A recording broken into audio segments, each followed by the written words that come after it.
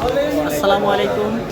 আমি এখন দাঁড়িয়ে আছি ঢাকা শহরের সবচেয়ে বড় ফলের বাজার বাদামতলী। এই বাজারটা মূলত পাইকারি বাজার। সারা বাংলাদেশের যেসব ফল পাঠানো হয় তার বেশিরভাগই এখান থেকে যায়। ভোর থেকে শুরু হয় এখানে ব্যস্ততা।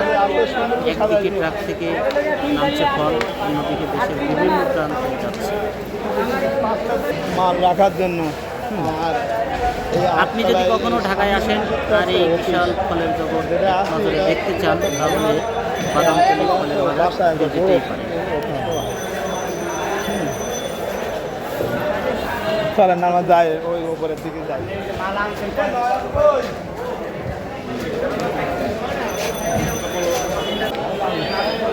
বলে আমাদের ওখানে একরকম পাবলিক পার্ক বলে